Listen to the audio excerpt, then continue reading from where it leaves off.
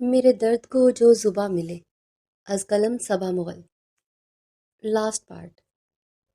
جانتی ہو ماہین، ہر انشا کو عیان نہیں ملتا جو اس کا درد بانٹ سکے۔ کچھ تو ماہین بھی بنتی ہیں جو دوسروں کے درد بانٹ کرے مضبوط سے مضبوط تر بنتی ہیں۔ ماہین تمہاری جیسا بنانا ہے یہاں کی ہر عورت کو۔ کچھ دنوں میں نے محسوس کیا ہے جتنی تعریف تمہاری عیان کرتے ہیں وہ سچی ہے، تم میں واقعی کچھ ہے۔ انشا نے یہ تعریف دل سے کی تھی، ماہین کو بھی بہت اچھا لگتا تھا ان سے بات کرنا، ان کے ساتھ بیٹھنا۔ ماہین کو علیزے مامی سے پتہ چلا تھا کہ انشا نے اپنے پہلے شوہر ایمان شاہ کی ساری پراپرٹی اس فلاحی کام میں لگا کر یہ ادارہ کھولا ہے۔ یہ خواب بہت وقت سے تھا ان کا، جب جا کر تعبیر ہوا تھا۔ ماہین حیران ہوئی تھی یہ سب سن کر۔ ماہین کئی دفعہ انشا کے منہ سے ہر دوسری بات میں صرف ایان انکل کا نام سنتی آ رہی تھی۔ پچھلے کچھ وقت سے انشا کراچی کے ڈیفنس ایریا میں رہائش پذیر تھی، ایان کے ساتھ، جبکہ جنید شاہ لاہور میں تھا۔ آشیانہ فاؤنڈیشن لاہور میں آلریڈی تھا، جس کے لیے فلاحی کام علیزے اور انشا کر رہی تھی، بس اسے بنایا کسی اور نے تھا۔ پر انشا اور علیزے کو اچھا لگتا تھا وہاں جا کر۔ علیزے اپنے باپ کے گزرنے کے بعد کل خاندان کے بزنس کو سنبھال رہی تھی عمر کے ساتھ۔ اسے ہونے والے منافع کا زیادہ حصہ آشیانہ فاؤنڈیشن لاہور کو جاتا تھا۔ ماہین کے چہرے پر سکون اور طمانینت لوٹ آئی تھی۔ اس نے عورتوں کو سلائی، آرٹ کے علاوہ کمپیوٹر اور لائبریری کا انتظام بھی کر رکھا تھا۔ وہ عورتوں کو شعور کی منزل طے کرنا سکھا رہی تھی۔ جس نے کہا تھا صحیح کہا تھا، جب اپنے پاؤں میں کانٹا چبھے تو دوسروں کے پاؤں کا کانٹا نکال کر دیکھو، اپنے پاؤں کا درد خود بخود نکل جائے گا۔ ماہین اندر سے بہت اچھا محسوس کرنے لگی تھی۔ اب اس کے درد کو زبان ملی تو سارے دکھ درد کم ہونے لگے تھے۔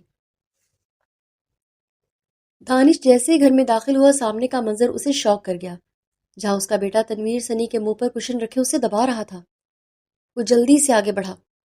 کیا کر رہے ہو تنویر؟ کشن سنی کے منہ سے ہٹایا، وہ لمبے سانس لینے لگا۔ یہ سوچ کر ہی دانش کی روح فنا ہونے لگی کہ اگر واقعی اسے تھوڑی دیر اور ہو جاتی تو کیا ہو جاتا، کیسی قیامت اس گھر میں آ جاتی۔ تنویر، یہ کیا کر رہے تھے تم؟ ان کا اشارہ کشن کی طرف تھا۔ دانش کے لہجے میں گھبراہٹ تھی۔ میں تو کھیل رہا تھا پاپا، سنی کے ساتھ، تنویر نے منہ بسورا تھا۔ ماہین کے جانے کے بعد سے وہ بچوں سے دور ہو گیا تھا۔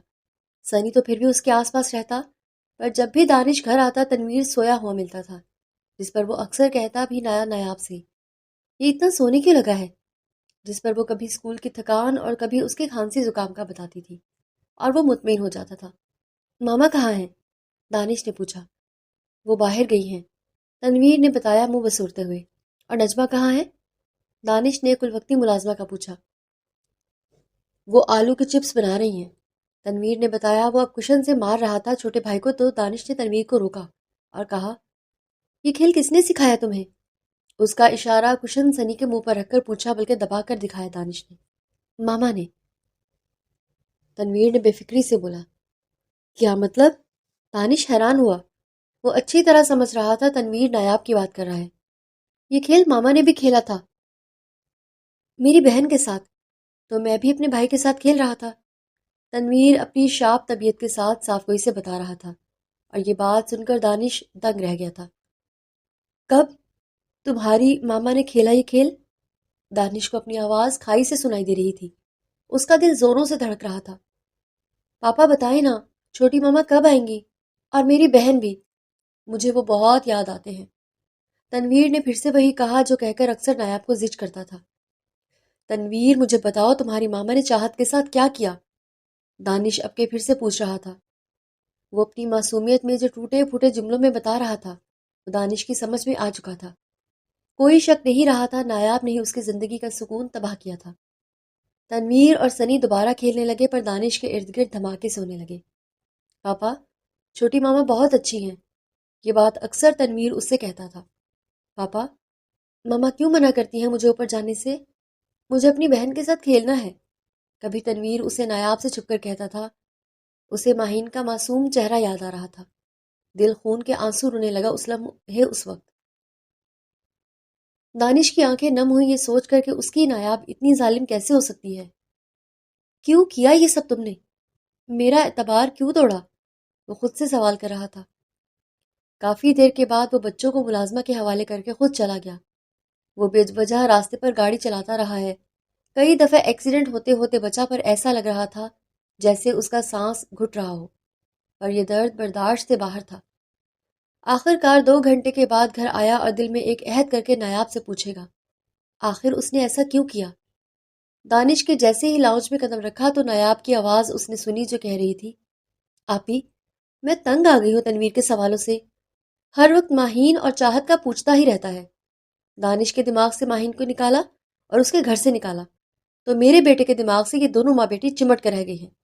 سچ میں تنگ آ گئی ہوں، ہر وقت اسے اس طرح کی دوائی پلانا کہ وہ سویا رہے اور اپنے باپ سے کوئی بات نہ کرے۔ آخر بھول کیوں نہیں جاتا وہ ان دونوں کو؟ مجھے ڈر لگتا ہے کہ کہیں وہ ایسا کچھ نہ بتا دے، ہر وقت یہ خوف لگا رہتا ہے۔ نایاب اپنی کہے جا رہی تھی۔ دانش کو اچھی طرح سمجھ میں آ گیا وہ اپنی بہن سے بات کر رہی ہے۔ نایاب یہ سب کہہ رہی تھی تو اتنا دھیان تو رکھتی کہ آس پاس کا کوئی دیکھ تو نہیں رہا جو تم چاہت کے ساتھ کر رہی تھی۔ اس کی بہن نے کہا، آپی، مجھے اندازہ ہی نہیں تھا کہ کب وہ مجھے پیچھے آ گیا میرے، ویسے بھی ہر وقت وہ میری ٹوہ میں رہتا تھا۔ ان دونوں ماں بیٹی کے ماہین کو بھی پتہ چل گیا تھا کہ اس دن اس کے گھر آ کر میں نے ہی چاہت کو مار دیا۔ بہت چلاکی ہے، میرے قدموں کے اٹھ بھی پہچان گئی تھی اور میرے پرفیوم کی اسمیل بھی۔ نایاب نے غصے سے کہا، بڑی بات ہے، اس نے دانش سے ایک دفعہ بھی نہیں کہا کہ تم نے کیا کیا۔ اس کی بہن حیرت سے بولی۔ تب بھی جب اس نے سنا تھا کہ ماہین کو سب پتہ ہے، اس کی چپ پر حیران تھی۔ آج بھی اپنی حیرت کا اظہار اپنی بہن کے سامنے کر رہی تھی کہ ماہین کیسے چپ بیٹھ گئی اس وقت۔ اس کی حیرت پر ہنستے ہوئے نایاب فخر سے بولی، نہیں، اس میں اتنی ہمت کہاں کہ وہ دانش کو میرے خلاف کچھ کہے۔ کیا وہ اندھی ہے؟ یہ دیکھ نہیں سکتی تھی کہ کس قدر دانش مجھ سے محبت کرتے ہیں۔ اس کی بات پہ تھوڑی یقین کرتے، اور جو اسے بتاتی، بہت سمجھدار تھی اسی لیے تو چھوٹی چھوٹی بے وقوفیاں نہیں کرتی تھی۔ اچھا ہوا وہ نہیں بولی، اگر بولتی تو دانش تھوڑا بہت شک میں ضرور آ جاتے۔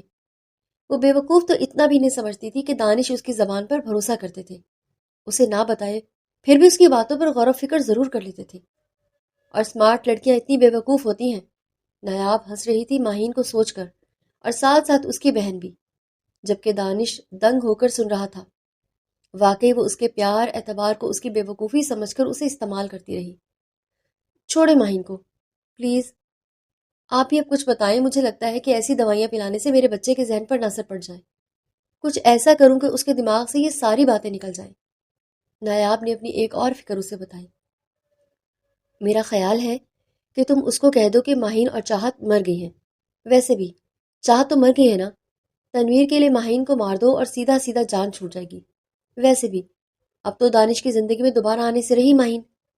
آپ ہی کی بات پر دانش حیران ہوا، کس قدر گری ہوئی تھی دونوں بہنیں۔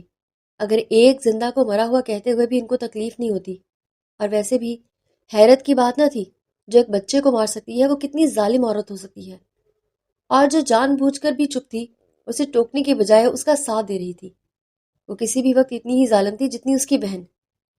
سچ آپی، ایک مصیبت سے نکلتی نہیں ہوں کہ دوسری میں پھنس جاتی ہوں۔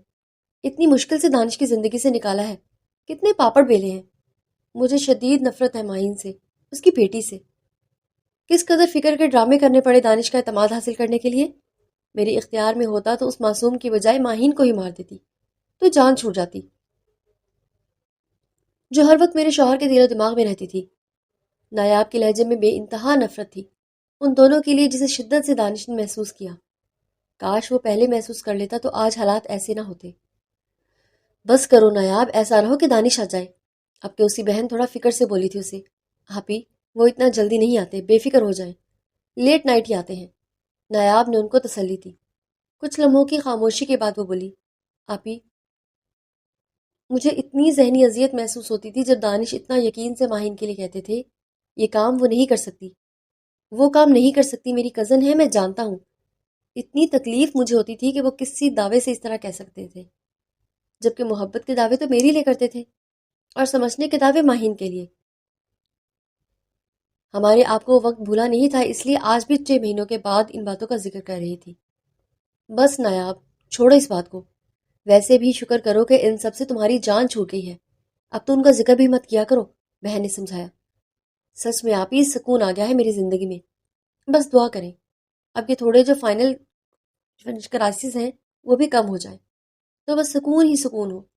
میں تو سوچ رہی ہوں کسی ٹرپ پر لے جاؤں تاکہ تنویر کے دماغ سے یہ ساری باتیں نکل جائیں، نایاب نے کہا۔ اسی وقت اچانک دانش اس کے سامنے آیا۔ وہ شوق ہو کر دیکھنے لگی۔ بغیر ایک لمحہ دیر لگائے دانش نے اسے کئی تھپڑ مارے۔ تم ان تھپڑوں کے لائق تھی جو میں نے ماہین کو مارے۔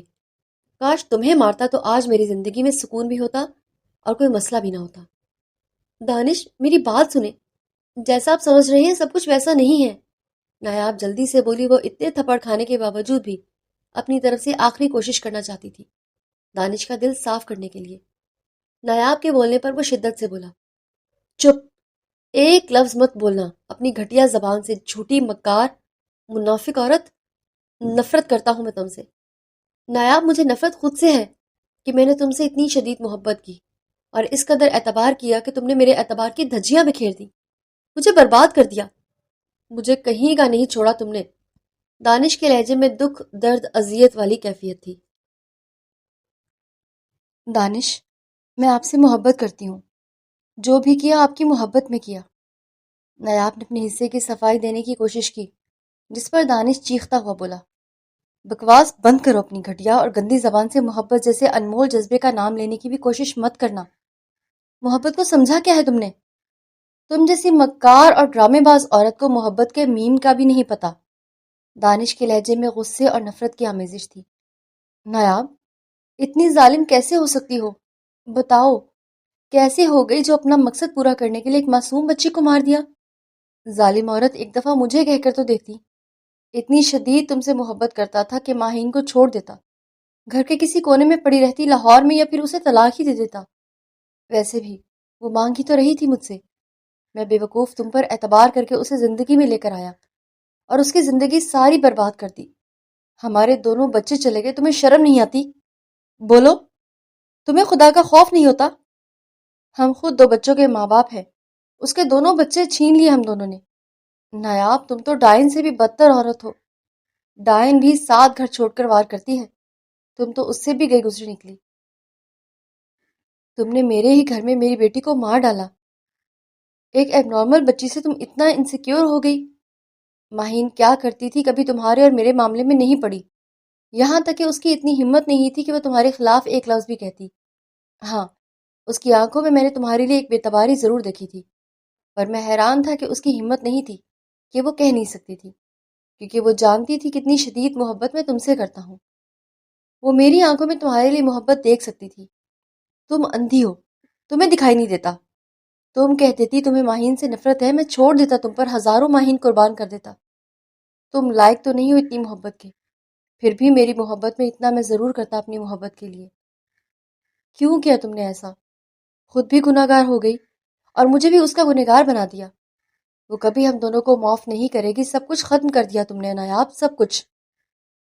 ہماری زندگی کا سکون، راحت، آرام سب چلا گیا، کچھ نہیں بچا، سب ختم کر دیا تم نے مکار عورت۔ میں تم سے شدید نفرت کرتا ہوں۔ چیخ چیخ کر بولتا اور کہتا ہوا سائیکو ہی لگ رہا تھا۔ وہ رو رہی تھی، گڑ گڑا رہی تھی، پلیز دانش مجھے معاف کر دو، خدا کا واسطہ ہے، مجھ سے غلطی ہو گئی، مجھے معاف کر دو۔ وہ اس کے ہاتھ پکڑ کر بولی تھی، کس کس بات کی معافی مانگو گی تم میرے ساتھ ساتھ ماہین کی بھی گنہگار ہو۔ تم نے ایک معصوم کی جان لیتے ہوئے بھی نہیں سوچا، کہ ایک دفعہ بھی نہیں سوچا کہ ہماری بھی اپنی اولادیں، تم واقعی ظالم ہو، بہت ظالم ہو اور گھٹیا بھی ہو۔ دانش کے لہجے میں شدید نفرت بول رہی تھی۔ وہ وہاں سے جانے لگا تو اس کا بازو تھام گئی اور بولی، پلیز دانش، کہاں جا رہے ہیں؟ مجھ سے بات کریں، میں مر جاؤں گی۔ اس کے لہجے میں تڑپ تھی تو وہ بھی اسی تڑپ میں شدت سے بولا، کیا تم نہیں جانتی تھی کہ جس دن تم نے میرا اعتبار توڑا میں مر جاؤں گا؟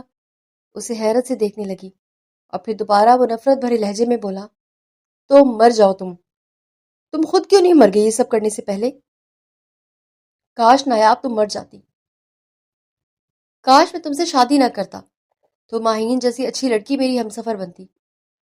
وہ خوش نصیب لوگ ہوتے ہیں جن کے نصیب میں ماہین جیسی لڑکیاں ہوتی ہیں، اور کچھ مجھ جیسے بد نصیب ترین لوگ ہوتے ہیں جن کو ماہین جیسی لڑکی بھی مل جاتی ہے پر وہ اس کی قدر نہیں کر پاتے اور اسے چھوڑ کر اپنے لیے بد نصیبی کے دروازے کھول لیتے ہیں اور سیاہی اپنی تقدیر میں لکھ لیتے ہیں۔ کاش تم سے کبھی نہ ملتا، پیار کر لیا تھا تو شادی نہ کرتا۔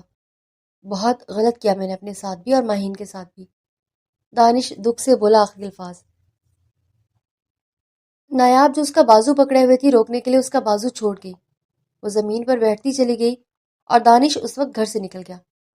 محبت کھڑی اس پر مسکراتی رہی۔ جہاں منافقت ہو وہاں محبت کہاں رہتی ہے؟ ماہین لندن آئی تھی فنڈنگ کے لیے 3 دن کا چیریٹی پروگرام جو زبیر انوشی نے منعقد کیا تھا۔ ماہین کی عدت کے دوران ہی زبیر آیا تھا اور دونوں کا نکاح ہو گیا تھا تاکہ وہ کاغذی کارروائی کر سکے۔ 3 مہینوں کے اندر ہی انوشی رخصت ہو کر زبیر کے پاس چلی آئی تھی۔ ماہین دونوں کو ساتھ دے کر بے انتہا خوش تھی۔ دونوں کے بیچ پیار صاف نظر آ رہا تھا۔ انوشی نے بہت اچھے طریقے سے اپنے تایا جان کا گھر سنبھال لیا تھا اور اس معصوم بچے سے وہ کیا دشمنی کرتی جو معصوم انجان تھا ماں کے لمس سے۔ وہ تو پہلے دن سے اس کی ماں بن گئی تھی۔ معصوم سے موئز نے اس کا دل جیت لیا تھا۔ ماہین کو بے انتہا خوشی تھی اس معصوم بچے کو اتنی پیاری ماں مل گئی تھی۔ چھوٹا سا موئز نکھر گیا تھا ماں کو پا کر۔ اس کا وزن بھی بڑھنے لگا تھا۔ پہلے جو ایک کمزور سا لاغر بچہ تھا صحت مند دکھنے لگا تھا۔ انوشے نے 2 مہینے میں ہی اس قدر اس کا خیال رکھا۔ واقعی ماں ماں ہوتی ہے اور ملازمہ ملازمہ ہوتی ہے۔ یہ نرس، وہ تو صرف نرس ہوتی ہے، کبھی ماں نہیں بن سکتی۔ ماہین کو فخر تھا اپنی سہیلی پر۔ سب کو جو لگتا تھا کہ زبیر شاید کبھی اپنی پہلی بیوی کو بھول نہیں پائے گا، پر انوشے نے اپنے پیار اور محبت سے اپنی جگہ بنا لی تھی 2 مہینوں میں اس کی زندگی میں۔ یوں تو ماہین کی عدت ختم ہونے کے بعد ہی سب نے کہا کہ انوشے کے ساتھ وہ بھی لندن چلی جائے تاکہ اس فرسٹریٹڈ ماحول سے نکل کر کچھ فریش ہو جائے، پر ماہین نے اب خود پر ساری چیزیں حرام کر لی تھیں۔ سب کے اتنے سمجھانے کے بعد بھی وہ نہیں مانی، جبکہ تایا جان بھی چاہتے تھے کہ وہ انوشے کے ساتھ آئے تاکہ وہ بہو کے ساتھ ساتھ بیٹی کا بھی سکھ دیکھے۔ مدثر افندی کے لیے ماہین بالکل اپنی بیٹیوں جیسی تھی۔ اب جو کام زبیر اور انوشے نہ کر سکے وہ کام آشیانہ فاؤنڈیشن نے کیا، اسے اس غم اور درد سے باہر نکال دیا جس کی کسی کو امید بھی نہ تھی۔ اس لیے اب اسے لندن بلانے کے لیے انہوں نے یہ چیریٹی فنکشن آرگنائز کیا تھا جسے 3 دن چلنا تھا۔ بہت زبردست طریقے سے فنکشن کی آرگنائزیشن کی گئی تھی اور لاسٹ ڈے پر میوزیکل نائٹ تھی۔ جو بھی اس کے ٹکٹس کے پیسے ملنے تھے اور وہ سب چیریٹی میں جانے تھے آشیانہ فاؤنڈیشن کی۔ اس وقت اس کی حیرت کی انتہا نہ رہی جب Shani is a singer live perform کرتا لندن کی ہوا پرسوز کر رہا تھا۔ اس کے سروں سے محفل جمی تھی، ہر طرف اس کے فین ہی فین تھے۔ ماہین ضبط سے بیٹھی رہی کیونکہ آشیانہ کی وہ ہیڈ تھی۔ آج کے دن ایان انکل، انشا آنٹی اور جنید بھی موجود تھا۔ پھر جب شانی نے جنید کو بلایا اسٹیج پر تو الگ ہی ماحول بنا، اور اس دن پہلی دفعہ ماہین کو پتہ چلا کہ جنید شاہ اور شانی بیسٹ فرینڈز ہیں۔ ان کی دوستی اور ان کے بیچ پیار صاف نظر آ رہا تھا۔ دانش کا حال برا تھا، نہ وہ گھر پر کھاتا نہ پیتا، نہ نایاب سے بات کرتا۔ 4 دن میں نایاب نڈھال سی ہو گئی اسے مناتے مناتے، کبھی اس کے پاؤں پکڑ کر کبھی ہاتھ تھام کر صفائیاں دیتی رہی۔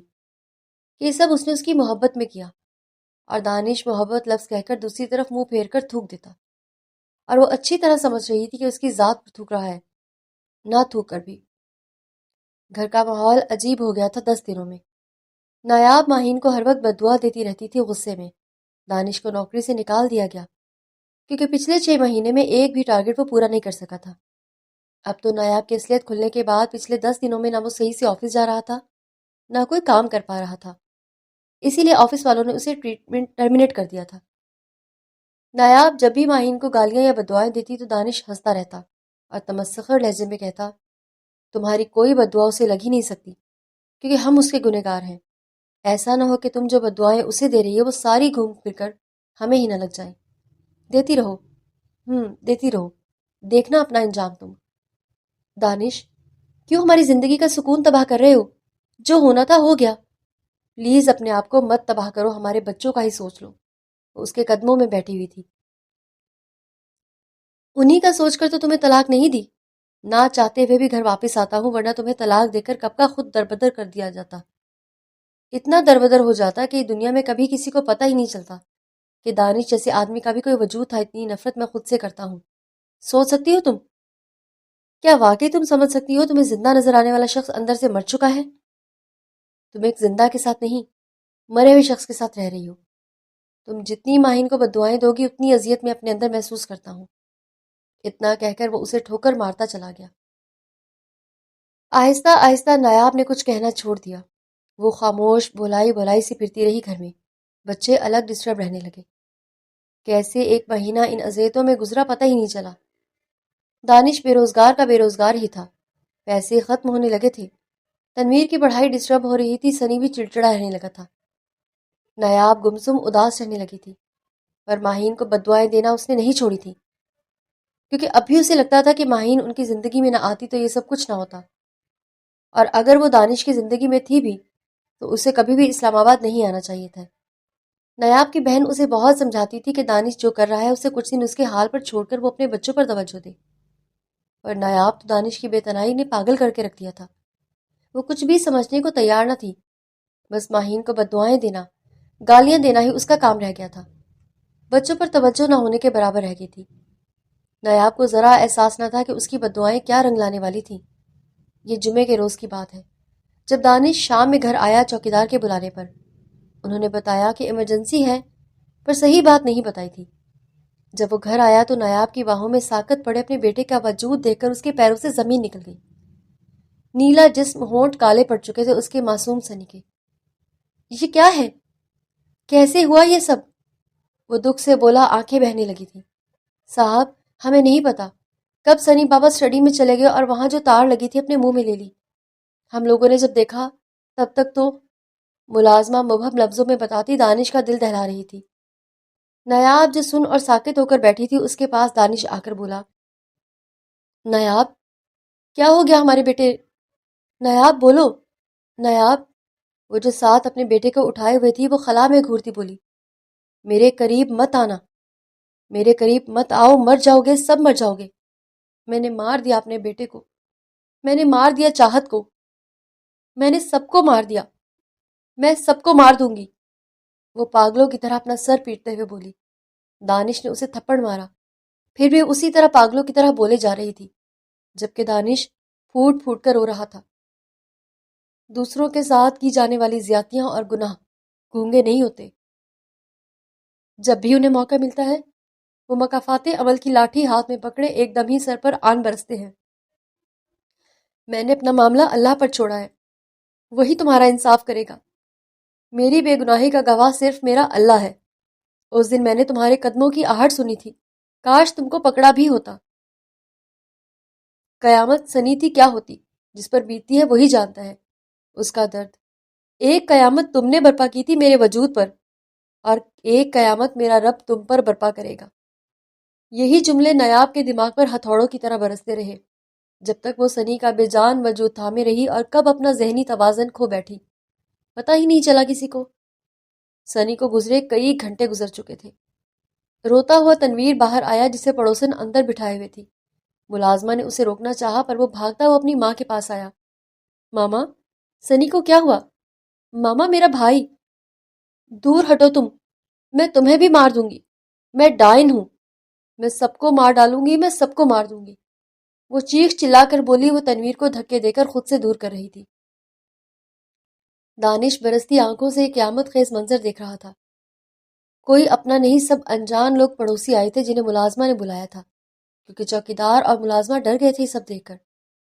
دانش جلدی سے اٹھا اور کال لگائی شانی کو، اپنے رب سے دعا کرنے لگا، یا اللہ پلیز میرا بھائی فون اٹھا لے، کوئی تو میرا اپنا ہو اس لمحے میں اکیلا اتنا درد برداشت نہیں کر سکتا۔ شاید خدا کو بھی اس پر رحم آ گیا کہ 5ویں کال آخرکار شانی نے اٹھا ہی لی۔ ہیلو، شانی نے کہا، ذیشان میرے بھائی یہاں آ جاؤ، میں تنہا اکیلا ہوں، کوئی اپنا نہیں ہے میرے پاس، میں مر رہا ہوں، سب تباہ ہو گیا، میرا بیٹا مر گیا، میرا گھر تباہ ہو گیا۔ دانش کا گڑ گڑاتا ہوا لہجہ شانی کا دل دہلا گیا۔ بھائی میں آ رہا ہوں، بس ابھی نکلتا ہوں، اب اپنا خیال کریں۔ بھائی سن رہے ہیں آپ؟ میں آ رہا ہوں آپ کے پاس، شانی تڑپ کر بولا۔ جتنا بھی دانش ظالم صحیح تھا تو سگا بھائی، اس کا درد سن کر ذیشان سے برداشت نہ ہو سکا، اور وہ تڑپ کر اپنے بھائی سے بول رہا تھا کہ وہ آ رہا ہے اس کے پاس۔ اسی وقت دانش دھڑام سے گرا اور ساتھ ہی ساتھ ہاتھ سے فون گرا، تو پڑوسی نے جلدی سے اٹھا کر بولا، دانش صاحب بے ہوش ہو گئے ہیں، پلیز آپ آ جائیں، مجھے لگتا ہے ان کی حالت ٹھیک نہیں ہے، ہم ہسپتال لے جاتے ہیں۔ پڑوسی مل کر اسے گاڑی میں لے کر نکلے اور شانی نے ان سے ان کا نمبر بھی لیا تاکہ رابطہ کر سکے۔ ان سے کہا کہ کسی بڑے اسپتال میں لے جائیں تاکہ وہ جلد سے جلد پہنچ رہا ہے۔ راستے میں دانش نے آنکھ کھولی پر دانش کے سینے میں شدید درد اٹھ رہا تھا۔ وہ لوگ کچھ بول رہے تھے شاید تسلی دے رہے تھے یا حوصلہ دے رہے تھے، اور اسے کچھ سنائی نہیں دے رہا تھا۔ درد تھا کہ بڑھتا جا رہا تھا، اس کے ہونٹ تھے کہ پھڑپڑاتے جا رہے تھے۔ کچھ کہنے کی چاہ میں وہ کچھ بھی نہیں کہہ پا رہا تھا۔ آخری لفظ جو اس کے ذہن میں گونجے وہ تھے، ڈرو اس وقت سے دانش جب میرا رب تم سے مجھ پر کیے ظلم کا حساب لے گا، ڈرو اس وقت سے۔ یہ لفظ ماہین نے کہے تھے اس سے جب وہ اسلام آباد لے جانے کی بات کی تھی۔ دانش نے مغرور لہجے میں کہا، اور وہ دوبارہ پریگننٹ ہو چکی تھی۔ بہتے آنسوں اور بے انتہا درد کے ساتھ وہ اپنی آخری سانسیں لے رہا تھا۔ ایک وجود کا ہی خیال اسے مارے جا رہا تھا، اور وہ تھی ماہین، اور دوسرا تنویر کی فکر۔ پلیز دانش صاحب کوشش کریں، لمبے سانس لیں، بس 5 منٹ، ہم ہسپتال پہنچنے والے ہیں۔ ایک آدمی ان کا چہرہ تھپ تھپا کر دوبارہ بولا تھا، پر دانش کی آنکھوں کے آگے اندھیرا چھاتا چلا گیا۔ ذہن تاریکیوں میں ڈوب چکا تھا۔ یہ صرف ذیشان ہی جانتا تھا کہ کس طرح اس نے آدھے گھنٹے میں سب کو لے کر نکلا تھا اسلام آباد بائی کار، کیونکہ اس کا دل گواہی دے رہا تھا کہ وہاں کچھ بھی ٹھیک نہیں ہے۔ اس میں اتنی ہمت نہ تھی کہ گاڑی چلا پاتا، اس لیے ڈرائیور کو لے کر نکلا تھا۔ وہ لوگ جیسے ہی دانش کے گھر پہنچے، ایک قیامت ان کی منتظر تھی۔ 2 جنازے فرش پر پڑے تھے، ایک معصوم بچے کا اور دوسرا دانش کا۔ طاہر آفندی جو تعمر مغرور اکڑ کر چلتے تھے، وہ زمین بوس ہو جاتے اگر بروقت ذیشان نہ تھامتا۔ پھر نہ ختم ہونے والے رونے کا سلسلہ شروع ہو گیا۔ دانش کے پڑوسیوں نے انسانیت کے ناطے بہت اچھا ساتھ دیا تھا اس وقت ان کا۔ جیسے ہی ریحان کو فون پر ذیشان نے بتایا جو کچھ ہوا ہے، وہاں اسی وقت پہلے اس نے ماں باپ کو بتایا، جس پر وہ بے انتہا رنجیدہ ہوئے، کیونکہ جیسے بھی ہوں اپنوں کا درد محسوس ہوتا ہے اپنوں کو۔ نادر افندی نے فیصلہ کیا کہ ان کو اور سعدیہ بیگم کو ضرور جانا چاہیے، ریحان اور ریما کے ساتھ۔ ماہین کی آنکھیں نم ہوئی معصوم سنی کا سوچ کر، اور ساتھ ہی ساتھ دانش کی موت کا بھی دکھ ہوا۔ ریما کی حالت خراب ہوئی اپنے بھائی کی موت کا سن کر، جیسے ریحان اور ماہین نے سنبھالا اس وقت۔ ماہین نے جیسے تیسے ریما اور بچوں کا سامان پیک کیا تاکہ وہ لاہور پہنچ سکے۔ فلائٹ بھی ان کو مل گئی، 2 گھنٹے کے اندر روانہ ہوئے۔ لاہور میں ان کی میت لا کر دفنائی گئی۔ کڑے ضبط سے یہ سارے انتظامات ذیشان کو سنبھالنے پڑے۔ ریحان بھی بڑے بھائی کی طرح ان کے شانہ بشانہ کھڑا رہا ہر وقت۔ اسے مشکل وقت میں ریحان انصاری پرانے قدورتوں کو ایک سائڈ پر رکھ کر ان کے ساتھ اپنا والا رویہ رکھا۔ ریحان نے ثابت کر دیا کہ وہ کتنے اچھے ماں باپ کی تربیت کا نتیجہ ہے۔ طاہر افندی کو شدت سے احساس ہوا ان سے دانش کی تربیت میں بہت سی خامیاں رہ گئی تھیں، اسی وجہ سے اتنا کچھ ہو گیا ان کے ساتھ۔ ایسے مشکل وقت میں شاہدہ بیگم بھی آ گئی بہن کے پاس، ان سے رہا نہ گیا۔ شائستہ بیگم کو بھائی اور بہن نے سنبھالا تھا، اور طاہر افندی کو چپ سی لگ گئی تھی۔ ماہین آج آفس نہیں گئی تھی، کیونکہ پورے 4 دن بعد نادر افندی، سعدیہ بیگم اور ریحان واپس آئے تھے، جبکہ ریما کو وہ 1 مہینے کے لیے چھوڑ آئے، کیونکہ اس وقت اس گھر کو ان کی بڑی بیٹی کی ضرورت تھی۔ ماہین کے دل میں سکون اترا یہ سوچ کر کہ اس کے بھائی نے اس کڑے وقت میں اپنی بیوی کو سمجھا اور اس کا ساتھ دیا، بجائے پرانے جھگڑوں کو ہوا دینے کے، کیونکہ ماہین نے اپنے نصیب سے سمجھوتا کر لیا تھا، اور اس کا ذمہ دار قطعی کسی کو نہیں مانتی سوائے دانش اور نایاب کے۔ اب جو کچھ ان کے ساتھ ہوا، اس کے بعد اس نے یہ بھی سوچنا چھوڑ دیا تھا۔ ریحان نے ہی بتایا کہ نایاب کو مجبوراً پاگل خانے بھیجنا پڑا، کیونکہ چیخنے چلانے کے ساتھ وہ خود کو بھی نقصان پہنچا رہی تھی اور دوسروں کو بھی۔ یہ ڈاکٹر کا ہی فیصلہ تھا کہ اسائلم میں رکھا جائے اسے۔ ماہین کے چہرے پر بے چینی دیکھنے لائق تھی۔ جب وہ اپنے ماں باپ کے پاس بیٹھی تھی لنچ کے بعد، ایسا لگ رہا تھا وہ کچھ پوچھنا بھی چاہ رہی ہے اور نہیں بھی پوچھنا چاہ رہی، اور ایسا ہی کچھ حال سعدیہ بیگم کا بھی تھا۔ آخر کار نادر افندی اس کی ہچکچاہٹ محسوس کر گئے اور کہا، ماہین کچھ کہنا چاہتی ہو یا کچھ پوچھنا چاہتی ہو تو بیٹا آرام سے پوچھ لو یا کہو۔ ان کے انداز میں پیار اور نرمی تھی۔ جی بابا۔ وہ پہلی دفعہ ایسا ہوا تھا کہ وہ تمہید باندھ رہی تھی کچھ کہنے کے لیے۔ وہ لوگ بھی حیران تھے، کیونکہ ماہین کو جو بھی کہنا ہوتا وہ بغیر ہچکچاہٹ کے کہہ دیا کرتی تھی۔ بابا، امی مجھے یہ پوچھنا تھا کہ تنویر کیسا ہے؟ اس سے ملے آپ لوگ؟ اس کے لہجے میں محسوس کی جانے والی ہچکچاہٹ واضح تھی۔ ایسا لگ رہا تھا جیسے وہ پوچھنا بھی نہیں چاہ رہی اور بنا پوچھے اسے رہا بھی نہیں جا رہا تھا۔ وہ اپنے دل کا کیا کرتی، جسے اس معصوم کی یاد آ رہی تھی، جس کے ایک دم ہی سارے اپنے اس سے دور ہو گئے تھے۔ ماں رہی تھی تو وہ بھی نہ ہونے کے برابر، اور باقی سارے رشتے اس سے چھن گئے تھے۔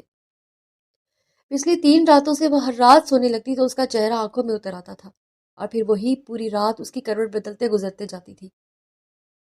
ماہین، میں ابھی تم سے اسی بارے میں بات کرنا چاہتی تھی، پر میری ہمت نہیں ہو رہی تھی۔ ہمیں لگا تم ان سب کو بھول کر آگے نکل چکی ہو، تو میں دوبارہ تمہیں اس طرف نہیں لانا چاہتی تھی، پر اب لگ رہا ہے کہ رشتے ہمیشہ دو طرفہ ہی ہوتے ہیں، کبھی ایک طرفہ نہیں ہوتے۔ سعدیہ بیگم نے کہا یقین سے۔ اب وہ خود کو کچھ حد تک پرسکون سمجھ رہی تھی۔ میں سمجھی نہیں امی، آپ کی اس بات کا مطلب؟ ماہین نے حیرت آمیز لہجے میں پوچھا۔ جانتی ہو ماہین، جیسے ہی تنویر کی مجھ پر نظر پڑی تو اس نے کہا، وہ بھاگ کر میرے گلے لگا، مجھ سے کہا نانو میری ماما کہاں ہیں؟ میں حیران ہو گئی، جب میں نہ سمجھی سے دیکھا تو وہ واضح کرتا ہوا بولا، نانو میری چھوٹی ماما کہاں ہے؟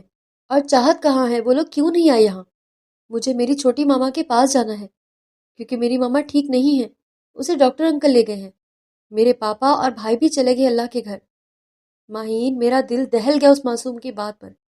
ان کے لہجے میں دکھ اور درد تھا، کیونکہ ان لوگوں نے کبھی بھی دانش اور اس کی بیوی کو بددعائیں نہیں دی تھی۔ ایسا تو وہ لوگ کبھی نہیں چاہتے تھے کہ کوئی معصوم یتیم ہو جائے۔ تو امی آپ اسے لے آتی نا، ماہین نے بے ساختہ کہا۔ سعدیہ بیگم اسے دیکھتی رہ گئی، جبکہ نادر افندی اپنی بیٹی کے بہتے آنسوں سے اس کا درد محسوس کر گئے۔ وہ ماہین کی حساس طبیعت سے اچھی طرح واقف تھے۔ پھر ریما کے ذریعے اس نے بات کی تنویر سے، وہ روتے ہوئے اسے آنے کے لیے کہتا تو دوسری طرف ماہین بھی بہتی آنکھوں سے اسے تسلی دیتی۔ فون کی ویڈیو کالز کا آخر یہ نتیجہ ہوا کہ ریما نے ماہین سے اجازت مانگی کہ وہ لے آئے اسے کراچی، اگر اسے اعتراض نہ ہو تو، کیونکہ یہاں وہ سوائے شانی کے کسی سے اتنا اٹیچ نہیں ہو رہا، جبکہ دعا اور تیمور پوری کوشش کرتے اسے سنبھالنے کی۔ پر تنویر کو جیسے تیسے ریما بہلا لیتی، کیونکہ وہ دانش کے گھر پر اس سے مل چکی تھی، باقی رشتوں سے وہ ملا نہیں تھا، اس لیے گھلتا ملتا کیسے؟ طاہر افندی بیمار رہنے لگے تھے، ایسا ہی کچھ حال شائستہ کا بھی تھا۔ نادر افندی اور سعدیہ بیگم کو بھلا ایک معصوم یتیم بچے سے کیا دشمنی ہو سکتی تھی؟ ان کو کوئی اعتراض نہ تھا اگر تنویر کراچی آ جائے، جبکہ ریحان کو اعتراض ہوا، پر ماہین نے سہولت سے اس کا اعتراض دور کیا یہ کہہ کر، بھائی اگر ہم غیروں کے لیے ہمدردی کر سکتے ہیں تو ہمیں سب سے پہلے اپنے رشتہ داروں کے لیے ہمدرد ہونا چاہیے۔ وہ تکلیف میں ہے، اسے میری ضرورت ہے بھائی، پلیز۔ اس کے لہجے میں درد کی آمیزش کو شدت سے ریحان نے محسوس کیا۔ ماہین میری بہن، کل کو یہ بچہ تمہارے لیے تکلیف کا باعث بنے گا، وہ جن کا خون ہے ان کو سنبھالنے دو، ایسا نہ ہو یہ ہمدردی تمہارے گلے پڑ جائے، اور تم ابھی کے حالات اور وقت دیکھ رہی ہو، میں آنے والے وقت اور حالات کی بات کر رہا ہوں۔ ریحان نے سمجھانے کی کوشش کی، بھائی پلیز، وہ التجا بھرے لہجے میں بولی۔ جانے کی وہ اسے ٹال نہ سکا، اسی لیے اس بات میں سر ہلا کر اسے اجازت دے دی۔ سچ بھائی، خوشی سے کہہ رہے ہیں نا؟ دل میں ناراض تو نہیں ہے؟ ماہین نے بولتی ہوئے اسے بے انتہا معصوم سی لگی، اور ریحان مسکرا پڑا اور بولا، مجھے کوئی اعتراض نہیں ہے، تمہاری خوشی میں ہی میں خوش ہوں۔ ماہین کے چہرے پر الوہی چمک دیکھ کر وہ مطمئن ہوا۔ پھر واقعی تنویر کے آنے سے وہ خوش رہنے لگی۔ پہلے جو ریما ڈر رہی تھی کہ کہیں اس کا شوہر نہ ناراض ہو، پر ماہین کی خوشی نہ کسی کو کچھ نہ کہنے دیا ریما کو۔ جس والہانہ انداز میں تنویر لپٹا تھا پہلی دفعہ ماہین سے کراچی آنے پر، اس کو دیکھ کر سب کی آنکھیں نم ہوئیں۔ ماما، میری بہن کہاں ہے؟ وہ ڈھونڈنے لگا۔ تنویر، اسے اللہ نے اپنے پاس بلا لیا، وہ بھی اللہ کے گھر گئی ہے، ماہین نے کڑے ضبط سے اسے بتایا، جس پر وہ اسے لپٹ کر رویا۔ ماہین کو دکھ ہو رہا تھا، اس چھوٹے بچے کو اتنا کچھ برداشت کرنا پڑ رہا ہے۔ تنویر سب کی آنکھیں نم کر گیا۔ پیار کا کوئی رنگ روپ یا خون سے تعلق نہیں ہوتا، یہ تو دل سے دل کا تعلق ہوتا ہے، جیسے تنویر اور ماہین کا تعلق۔ نایاب نے جو تعلق ایک جلن اور حسد کی نیت سے بنایا تھا، اسے پتہ ہی نہیں تھا کب یہ تعلق حقیقت کا روپ دھا کر ایک زندہ حقیقت بن جائے گا۔ پھر ماہین نے واقعی ماں ہونے کے سارے فرض پورے کیے۔ ذیشان 2-3 دفعہ آیا تھا تنویر سے ملنے، آج بھی وہ نظر نہیں اٹھا پاتا تھا اس کے سامنے، اور ماہین کی زبان سے ایک لفظ نہیں نکلتا تھا۔ دونوں کے بیچ احترام کا تعلق برقرار تھا، آج تک جسے شاید کوئی بھی پار کرنے کی ہمت نہیں رکھتا تھا۔ وہ بچوں کو گھمانے لے جا رہا تھا تو تنویر کے ضد کرنے پر ماہین کو جانا پڑا۔ دونوں کے بیچ خاموشی ہنوز برقرار تھی۔ کچھ لمحوں کی خاموشی کے بعد ہمت کر کے بولا، ماہین تمہارا بہت شکریہ، واقعی تم بہت اچھی ہو، اور یہ تمہارا احسان ہے کہ تم نے تنویر کو اتنا پیار دیا اور دے رہی ہو۔ شانی نے ایک ایک لفظ ٹھہر ٹھہر کر ادا کیا، وہ واقعی میں اس کا مشکور تھا۔ شکریہ کی ضرورت نہیں ہے، وہ آہستہ سے بولی تھی۔ وہ جا کر بچوں کے ساتھ کھڑی ہوگی، شانی اسے دیکھتا رہ گیا۔ یہ فاصلہ ہمیشہ رہنا تھا شاید دونوں کے بیچ۔ مجھے لگتا ہے تم نے ہمیشہ کے لیے کراچی رہنے کا فیصلہ کر لیا ہے، شانی نے جنید سے کہا تھا۔ وہ کراچی آیا تھا تو کیسے نہ ملتا جنید سے۔ جنید اور اس کے بیچ تھوڑے فاصلے رہتے، پھر جب دوبارہ ملتے وہی بن جاتے۔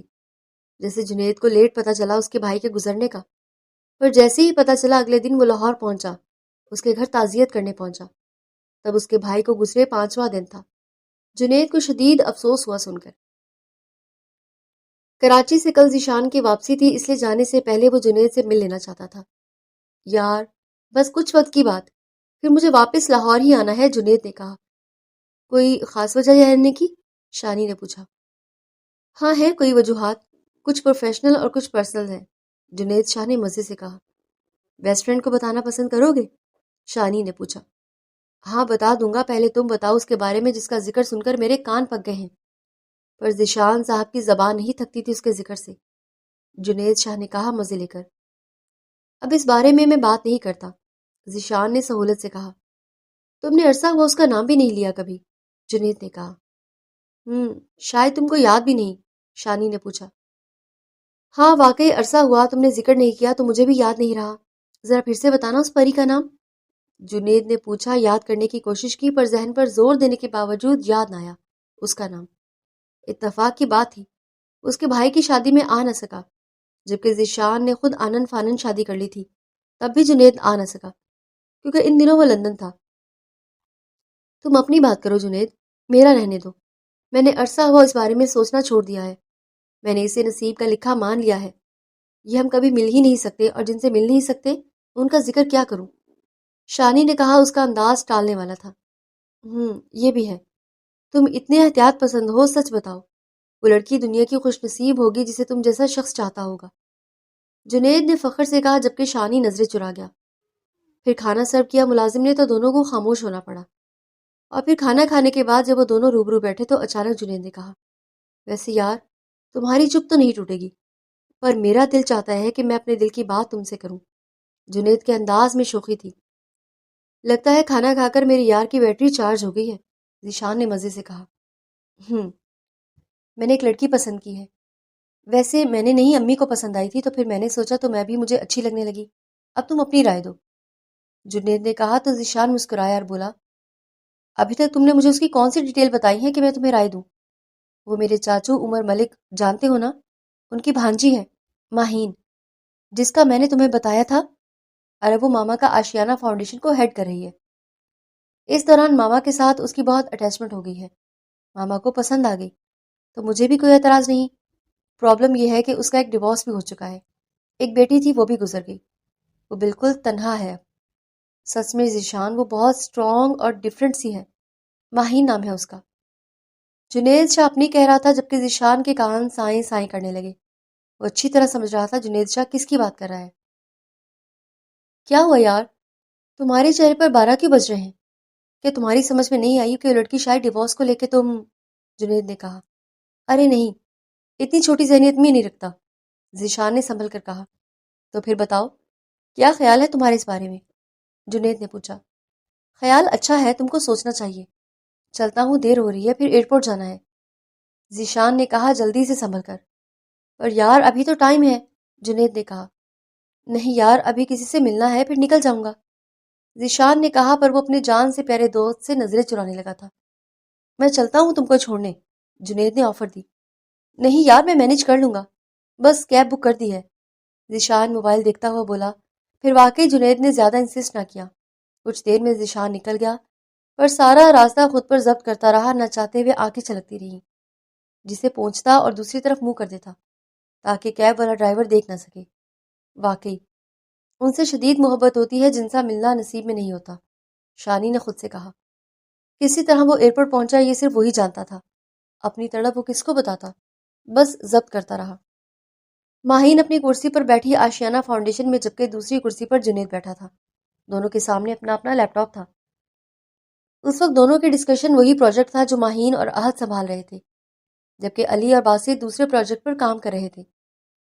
باسط ان کی سافٹ ویئر کمپنی کا ایک اور خاص ممبر تھا، باقی 3 جونیئرز بھی تھے ان کے ساتھ۔ ویب ڈیزائننگ ہو جائے گی پھر کل تک، جنید نے کہا کرسی کی بیک سے ٹیک لگاتے ہوئے، کیونکہ وہ اپنا کام کر چکا تھا۔ نہیں، کل احد ڈیمو کر آ کر دے گا آپ کو اور سرباز کردیزی کو، کمپنی میں پھر فائنل پرسوں ڈن۔ ماہین نے لیپ ٹاپ پر نظریں مرکوز کرتے ہوئے کہا، کیونکہ وہ اس کے سب پوائنٹس نوٹ کر رہی تھی۔ اس کی ٹائپنگ کی سپیڈ دیکھ کر جنید ہمیشہ کی طرح حیران تھا۔ اس کی نظریں اسکرین پر تھیں، ایک دفعہ بھی کی بورڈ پر نظر نہ کرتی تھی اور بس لکھتی جاتی۔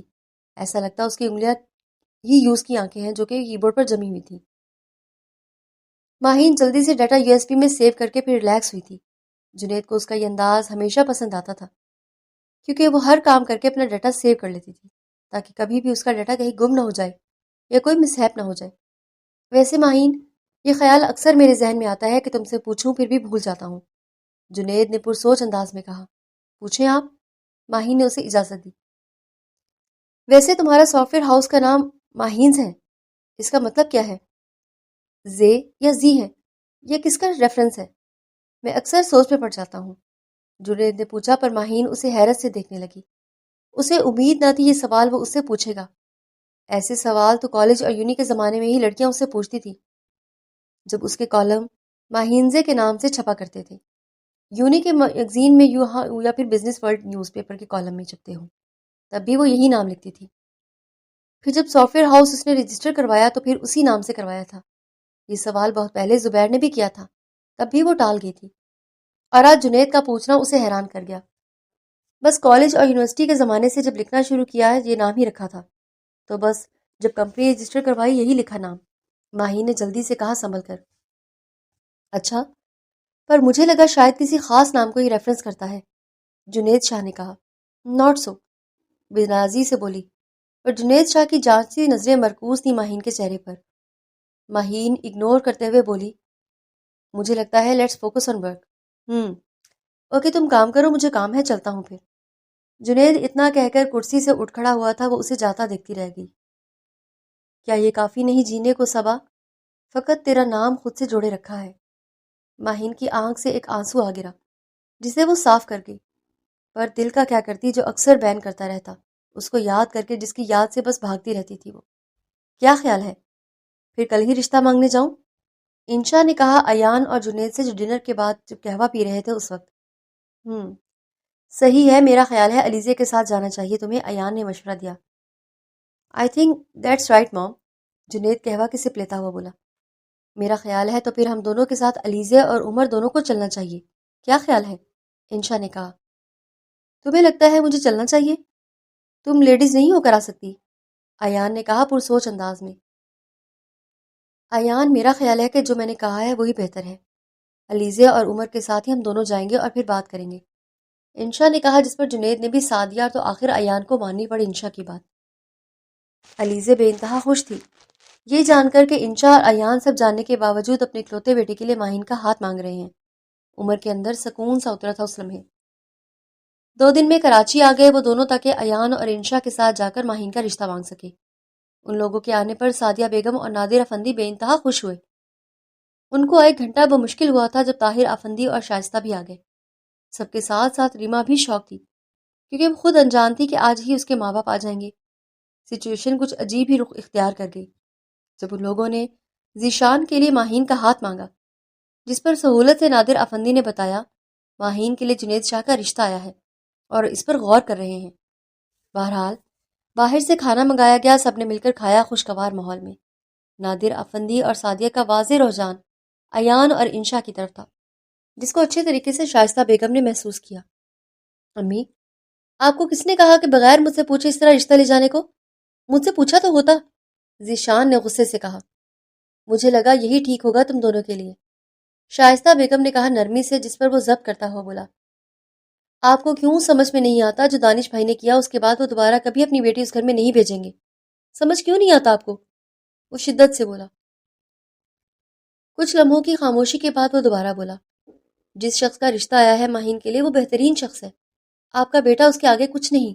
جانتی ہیں یہ وہ شخص ہے جس کے پاس بھاگ بھاگ کر آپ کا بیٹا جاتا رہا، کیونکہ آپ کے بیٹے کو اپنے گھر میں تیسرے فرد کا درجہ ملا کرتا تھا، اور اس شخص نے، اس کی دوستی نے مجھے ہمیشہ اسپیشل فیل کروایا، جس نے بھائیوں کی طرح مجھے پیار کیا، مجھے باپ کی طرح گائیڈ کرتا رہا، کیونکہ میرے باپ کو تو اپنے ایک بیٹے سے فرصت کہاں تھی جو دوسرے کو دیکھتے۔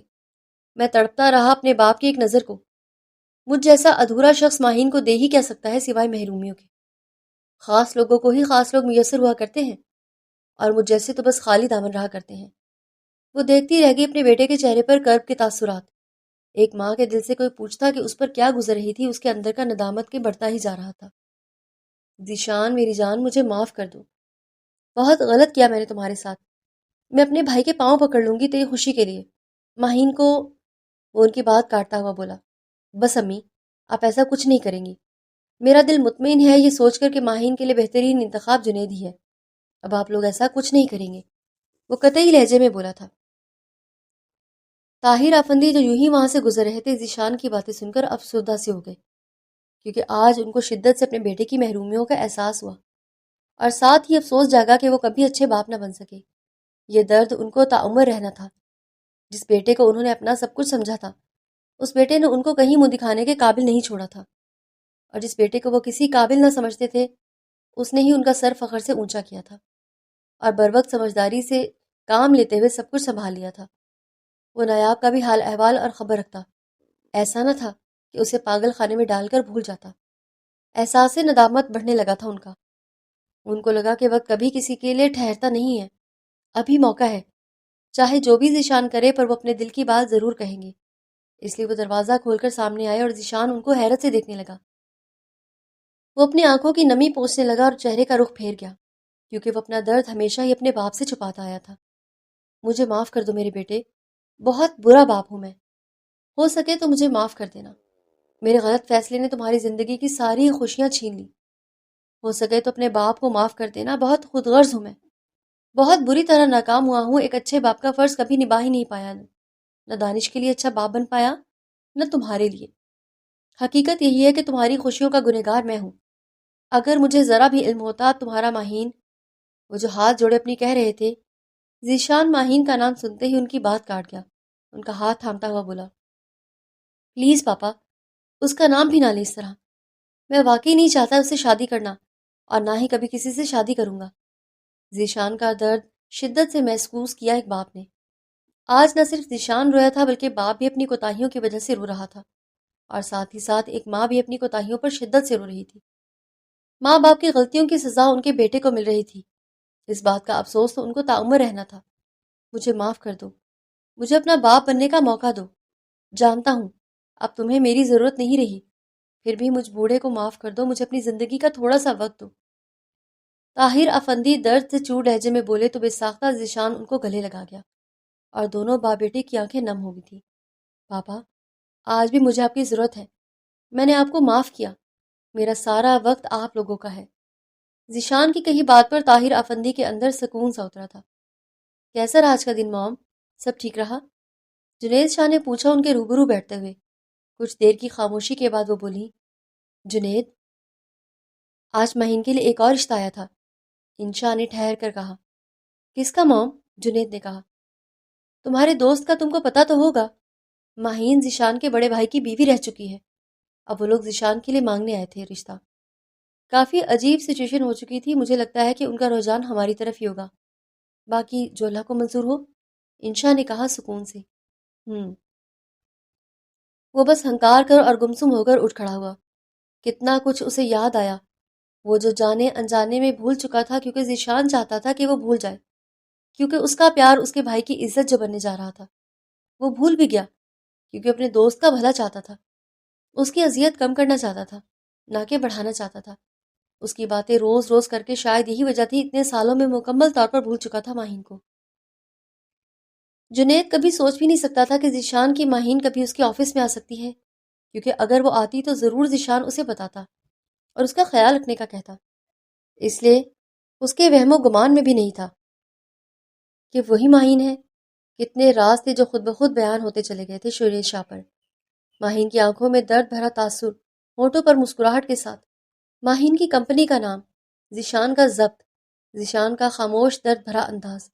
وہ تو سب سمجھ گیا، وہ جو دونوں خود بھی نہیں جانتے تھے ایک دوسرے کے بارے میں۔ Wow, what a pleasant surprise Junaid Shah, ہمارے گھر آئے ہیں۔ ذیشان اس کے لیے باہیں کھولے کھڑا تھا۔ یہ ان دونوں کا مخصوص انداز ہوتا تھا جب بھی وہ کئی دنوں کے بعد ملتے تھے۔ یہ تو اکثر ذیشان ہی اس کے پاس ملنے جاتا تھا، جنید کم ہی اس کے گھر آتا تھا۔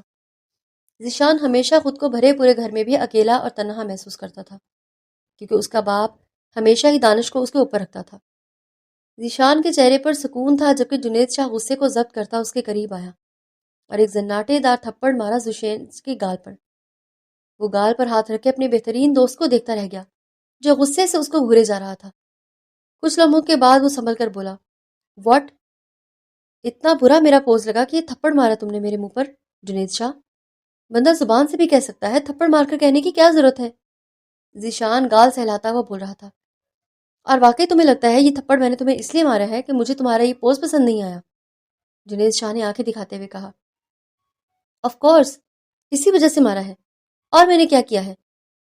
ذیشان ابھی بھی گال سہلا رہا تھا کیونکہ واقعی اس کا تھپڑ کافی زوراور تھا۔ بہت بھاری ہاتھ ہے تمہارا، جبڑا توڑ دیا کمینے۔ یہ کالج کا زمانہ نہیں ہے کہ درد نہیں ہوتا تھا، سب برداشت کر جاتے تھے۔ جب دوستوں کے اس مذاق پر، قسم سے بہت درد ہو رہا ہے جنید، ذیشان نے کہا۔ جنید ابھی اسے شدت سے گھور رہا تھا، جیسے بہت ضبط سے کام لے رہا ہو۔ جب جنید کچھ نہیں بولا تو دوبارہ ذیشان بولا، چلو اتنا ہی لحاظ کر لیتے کہ سیلیبریٹی کا چہرہ ہے، نشان برے لگیں گے۔ قسم سے یار درد ہو رہا ہے۔ چپ، ایک لفظ بھی مت کہنا ذیشان افندی۔ میرے درد کا تمہیں احساس ہے جو میرے اندر اٹھ رہا ہے؟ میرا سوچا تم نے ایک دفعہ بھی؟ جنید غصے سے بولا۔ اب ذیشان کو کچھ سیریس ہونے کا احساس ہوا۔ کیا ہوا ذیشان؟ اب کے سیریس ہو کر بولا تھا، شرم کرو تم کو کہ تمہیں اتنا نہیں پتا کہ تم نے کیا کیا ہے۔ یہ دوستی تم نے نبھائی ہے، اور اتنے آرام سے تم نے سوچ کیسے لیا کہ میں تمہاری ماہین سے شادی کرنا چاہوں گا؟ تمہیں کیا لگا کہ میرے ذہن سے اس کا نام نکل گیا ہے تو مطلب میں سب کچھ بھول چکا ہوں؟ تو اپنی غلط فہمی دور کر لو، مجھے سب یاد آ گیا ہے۔ میری یادداشت نہیں گئی تھی، سمجھے؟ جنید کے لہجے میں غصہ تھا۔ جنید، ذیشان نے کچھ کہنا چاہا تو وہ کاٹ کر بولا، چپ کر جاؤ تم ذیشان افندی، تم دوستی کا مان نہیں رکھ سکے ہو، اور مجھے لگتا ہے کہ تم اپنی محبت کا بھی مان نہیں رکھنا چاہتے۔ تمہیں شرم نہیں آئی مجھے میری نظروں میں گراتے ہوئے؟ ہاں، مجھے نہیں پتا تھا تمہارا اور ماہین کا کیا تعلق ہے، اور تمہیں تو پتا تھا نا کہ ماہین میرے آفس میں کام کر رہی ہے۔ تم جھوٹ مت بولنا کہ تمہیں پتا نہیں تھا۔ وہ تنبیہ کرتے ہوئے انداز میں پوچھ رہا تھا آخری بات۔ ہاں پتا تھا، پہلے دن سے پتا تھا، ذیشان نے اعتراف کیا۔ تو تمہارا کام تھا نا کہ مجھے بتاتے اور کہتے کہ اس کا خیال کرتا، اس کو سر آنکھوں پر بٹھاتا، آخر میرے یار کا عشق ہے، کہا کیوں نہیں؟ جنید لڑاکا عورتوں کی طرح کمر پر ہاتھ رکھے پوچھ رہا تھا، اور ماہین یہ سب پسند نہیں کرتی اس لیے نہیں کہا تھا۔ پھر حالات ایسے ہوتے چلے گئے کہ تمہیں بتانے کا موقع ہی نہیں ملا۔ ذیشان نے بتائی اصل وجہ۔ تو کیوں چھپایا مجھ سے؟ بولو۔ اف خدایا، اگر تم بتاتے تو کبھی میرا رشتہ وہاں نہ جاتا، سمجھے؟ خدا نخواستہ بات آگے بڑھ جاتی تو تم سوچ سکتے ہو میرا کیا حل ہوتا۔ تمہیں واقعی میرا احساس نہیں ہے۔ اگر میرا احساس ہوتا تو کبھی میرے ساتھ یہ دھوکہ نہیں کرتے۔ یہ دوستی سب سے اوپر ہے میرے لیے، سمجھے تم؟ جنید کے اس انداز پر ذیشان کو بے انتہا اس پر پیار آ رہا تھا۔ واقعی وہ دنیا کا خوش نصیب شخص تھا جسے اتنا محبت کرنے والا دوست ملا تھا۔ کچھ لمحوں کی خاموشی کے بعد وہ سنبھل کر بولا، جنید کول ڈاؤن پلیز، میری ایک بات غور سے سنو یار۔ کیا سنوں؟ بولو۔ جنید چیر پھاڑ لہجے میں بولا تھا، تم بہت اچھے ہو، پلیز سمجھنے کی کوشش کرو، اب میرا اس سے ملنا ممکن نہیں ہے، اور نہ میں چاہتا ہوں کہ ایسا کچھ ہو، اور مجھے یقین ہے کہ ماہی نہیں چاہے گی ایسا کچھ۔ بہتر یہی ہے کہ تم دونوں بھی۔ ذیشان ٹھہرے ٹھہرے لہجے میں اپنی بات مکمل کرنے ہی لگا تھا کہ جنید اس کی بات کاٹ گیا۔ بس ایک لفظ نہ کہنا ورنہ گلا دبا دوں گا، سمجھے؟ جنید نے غصے سے کھولتے ہوئے کہا۔ جنید سمجھنے کی کوشش کرو، یہ مناسب نہیں ہے، بھول جاؤ پرانی باتیں، میں بہت آگے نکل آیا ہوں اس سب سے، ماہین بھی نکل آئی ہے، ہمارا ملنا ممکن نہیں ہے اب، ذیشان نے نرمی سے سمجھاتے ہوئے کہا۔ اس کے چہرے کے پرسکون تاثرات پر جنید کو غصہ آنے لگا۔ پاگل ہو تم دونوں، اور اسی بے وقوفی میں مر جانا دونوں، سمجھے؟ جنید نے غصے سے دانت پیستے ہوئے کہا۔ ذیشان اس کو دیکھتا رہ گیا، اسے بہت مشکل لگ رہا تھا جنید شاہ کو قائل کرنا۔ ذیشان جنید کو دیکھتا رہ گیا جو کسی طور ماننے کو تیار نہیں تھا۔ ماہین، یہ زندگی تمہاری ہے، فیصلہ بھی تم کو کرنا ہے، کیونکہ ہمارے فیصلے کا انجام ہم دیکھ چکے ہیں، نادر افندی نے کہا اس کے سر پر پیار سے بوسہ دیتے ہوئے۔ بابا، میں نہیں کرنا چاہتی شادی، ماہین نے سکون سے کہا۔ بیٹا، اگر اتنا بہترین رشتہ نہ آتا تو یقیناً میں تم سے بات کرنے کی بھی زحمت نہ کرتا۔ مجھے جنید شاہ بہت پسند آیا ہے، بہت اچھے لوگ ہیں، سب کچھ جان کر بھی ان لوگوں نے تم کو پسند کیا ہے، اور سب سے اچھی بات تمہارے ماموں عمر کے بیسٹ فرینڈ کا گھر ہے، نادر افندی نے پیار سے کہا۔ ماہین دکھ اور تکلیف سے ان کو دیکھتی رہی۔ انہوں نے شانی کا نام بھی نہ لیا، ڈائریکٹ جنید شاہ کا پرپوزل سامنے رکھا تھا۔ وہ کیا کہتی؟ اس کا دل کسی طور راضی نہ تھا۔ اسی وقت سعدیہ بیگم نے کہا، نادر صاحب، آپ نے ذیشان کا نام بھی نہیں لیا۔ اس کا بھی تو پرپوزل ماہین کے… بس، اس کا نام بھی لینے کی ضرورت نہیں ہے۔ مجھے ایسے رشتہ داروں سے کوئی تعلق نہیں رکھنا۔ نادر افندی نے نفرت سے کہا اور ماہین اپنے باپ کے تاثرات دیکھتی رہ گئی۔ چاچو، وہ نہیں سمجھتا، پلیز۔ آپ تو ماہین کے ماموں ہیں، آپ کچھ کریں نا ان دونوں کے لیے، پلیز۔ وہ دونوں نہیں سمجھتے کتنا غلط کر رہے ہیں وہ دونوں اپنے ساتھ۔ دنیا ان لوگوں کا کیا ہے؟ ان کا تو کام ہے کچھ نہ کچھ کہنا۔ وہ تو کچھ دن کہتے ہی رہیں گے، تو کیا ان کا سوچ کر وہ اپنی خوشیاں داؤ پر لگائیں گے؟ کیوں چاچو، ایسا کیوں ہے؟ جنید شاہ پر عمر کو بے انتہا پیار آیا۔ کل جس جگہ عمر اور علیزے کھڑے تھے انشا اور ایان کی خوشیوں کے لیے، آج اس جگہ جنید کھڑا تھا۔ ان کو فخر تھا اپنے بھتیجے پر جو اپنے دوست کی محبت میں اتنا کچھ کر رہا تھا۔ اپنے دوست کو اس کی سچی محبت دلانے کے لیے سب کرنے کو تیار تھا۔ عمر کو کچھ حد تک یقین آ چکا تھا کہ جنید جو کہہ رہا ہے وہ سچ ہے، کیونکہ ذیشان اور ماہین کا گریز کئی دفعہ محسوس کیا تھا عمر نے۔ اور جس رات ماہین کا نروس بریک ڈاؤن ہوا تھا، اس رات جس طرح وہ اسپتال میں پریشان بے حال تھا، تب بھی عمر کو کچھ عجیب لگا تھا۔ چاچو، آپ دیں گے نا میرا ساتھ؟ جنید نے آس سے پوچھا۔ میں تمہارا ساتھ اس صورت میں دوں گا جب ذیشان کی بلڈ ٹیسٹ نارمل آئے گی، کیونکہ جو بیماری ماہین کو ہے اس صورت میں کزن میرج ٹھیک نہیں ہے۔ عمر نے دو ٹوک لہجے میں کہا اور باریک بینی سے سب بتا دیا کہ اس بیماری میں کزن میرج کے کتنے نقصانات ہیں۔ 5 سال بعد۔ لیڈیز اینڈ جینٹلمین، آج کا یہ بزنس آئیکونک ایوارڈ کسی مرد کے بجائے ایک لیڈی کو جاتا ہے، جس نے نہ صرف بزنس پڑھا ہے بلکہ خود ایک بزنس امپائر کھڑا کیا ہے۔ So please welcome Mrs Maheen with a huge round of applause. Maheen سادگی سے مسکراتی اسٹیج پر آئی اور ایوارڈ وصول کیا۔ Few words please ma'am, host نے کہا۔ وہ مائک تھام کر بولی، السلام علیکم every one. First of all thank you Allah for every thing, you blessed me with every thing. مجھے کامیابی کے راستے پر لانے والے بہت سے لوگ ہیں، ان سب کا شکریہ، جس میں میرے ماں باپ، میرے بھائی اور میرے اپنے، جنہوں نے ہر وقت میرا ساتھ دیا۔ پر ایک ایسا شخص تھا جو لوگوں کے بیچ نہ ہو کر بھی جو ہمیشہ جس کی دعاؤں میں رہی، خاص کر اس کا شکریہ۔ آج جب وہ میرے ساتھ ہم قدم ہیں تو اس بات کے لیے اللہ کا شکر ادا کرتی ہوں جس نے مجھے اس شخص سے نوازا، میری زندگی کو مکمل کر دیا، جو پچھلے 5 سال میں مجھے زندگی کی ہر خوشی دے کر مجھے مکمل ہونے کا احساس دیتا رہا۔ ایک اچھا ہمسفر، ایک اچھا دوست نصیبوں سے ملتا ہے، اور میں واقعی دنیا کی خوش نصیب عورتوں میں سے ایک ہوں جسے ایک اچھا ہمسفر بھی ملا، ایک اچھا دوست بھی، اور میں ان دونوں کا شکریہ ادا کرنا چاہتی ہوں۔ میرا بہت اچھا دوست مسٹر جنید شاہ اور میرے ہمسفر مجھے مکمل کرنے والے ذیشان افندی، اور میری یہ شدید خواہش ہے کہ ذیشان افندی آ کر میرے ساتھ کھڑے ہو کر یہ ایوارڈ تھامیں گے تو ہی میری خوشی مکمل ہوگی۔ Please come to stage my life line Mr Zeeshan Effendi. Maheen کے چہرے کی رونق دوبالا ہو گئی تھی ذیشان کا نام لیتے ہوئے۔ اس کی پکار پر وہ اٹھا اور اسٹیج کی طرف بڑھا۔ پھر واقعی دونوں نے ایک ساتھ ایوارڈ تھاما۔ ماہین کے چہرے پر نہ ختم ہونے والی مسکراہٹ تھی۔ دونوں ایک ساتھ اسٹیج سے اتر آئے تھے۔ جنید شاہ جو دونوں کے لیے دل سے تالیاں بجا رہا تھا، اس مومنٹ پر ایوارڈ سیریمنی کے لاسٹ مومنٹ چل رہے تھے۔ وہ تینوں باہر نکل آئے کیونکہ پھر میڈیا بہت کوریج دینے لگتی ہے، اس لیے بہتر یہی تھا کہ وقت سے پہلے نکل جائیں اس بھیڑ سے۔ جنید شاہ اس بھیڑ سے دور ایک ریسٹورانٹ میں لے گیا ان کو، جہاں ٹیبل بک تھی۔ جنید نے ان کے لیے سیلیبریشن رکھی تھی۔ Welcome Mrs Maheen Zeeshan Effendi, congratulations for success. ایک اور کامیابی مبارک ہو تم دونوں کو۔ بکے دیتے ہوئے جنید ایک بار پھر سے دونوں کو مبارکباد دی تھی۔ Thank you Junaid, everything you did for us. Maheen نے ہمیشہ کی طرح دل سے کہے وہ لفظ جو وہ کہنا چاہتی تھی، وہ کہتی بھی تھی، کیونکہ اگر یہ شخص نہ ہوتا تو شاید شانی کو اس کی ماں ہی نہ ملتی، اور نہ کبھی وہ حویلہ مکمل ہوتا جو ماہین نے اپنے ساتھ لگایا تھا۔ ماہین ذیشان۔ ان کو ایک کرنے میں سب سے زیادہ کوشش جنید نے کی، جس نے ایک دوست ہونے کا حق ادا کیا، ورنہ ماہین اور ذیشان کی خاموش محبت خاموشی کے ساتھ دفن ہو جاتی۔ تمہاری بیوی نہیں آئی آج؟ ماہین نے پوچھا جوس کا سپ لیتے ہوئے۔ اس کی طبیعت ٹھیک نہیں ہے، جنید نے بتایا نظر چراتے ہوئے۔ کیا مطلب؟ کیا ہوا بھابھی کو؟ ذیشان نے پوچھا فکر سے۔ تم چاچو بننے والے ہو، جنید نے کہا، جس پر ذیشان اور ماہین ہنسنے لگے۔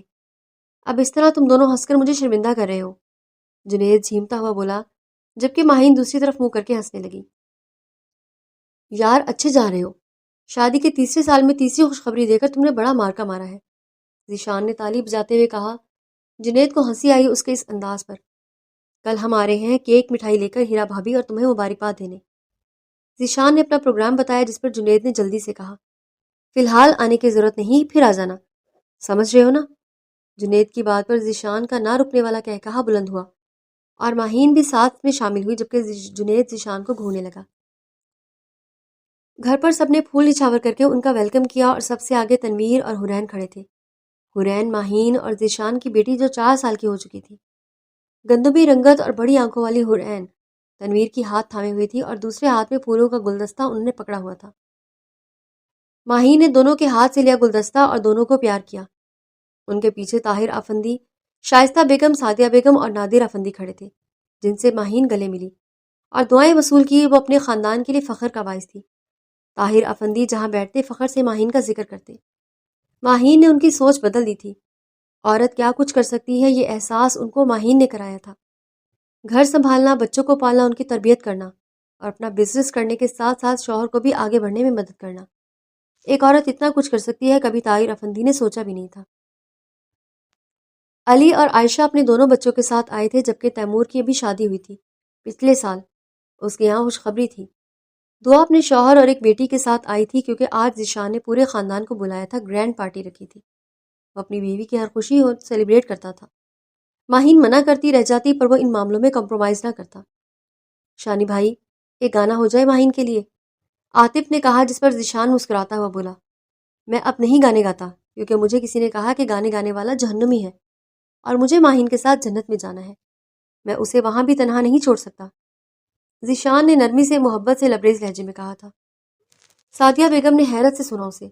انہیں یقین نہیں آتا کہ ایک دفعہ انہوں نے ذیشان سے کہا تھا، جب ابھی ان کے رشتے کی بات شروع ہوئی تھی۔ سعدیہ بیگم نے کہا، ذیشان میں نہیں چاہتی کہ میری بیٹی ایک سنگر کی بیوی بنے، کیونکہ اس راہ پر چلنے والا شخص نہ صرف خود گناہ کرتا ہے، بلکہ دوسروں کو بھی اس طرف لاتا ہے، کیونکہ یہ گانے نفس کی تسکین کے ساتھ ساتھ جسم میں شہوت بڑھاتے ہیں۔ سعدیہ بیگم نے نرم لہجے میں سمجھایا، جہاں وہ سعادت مندی سے سن رہا تھا۔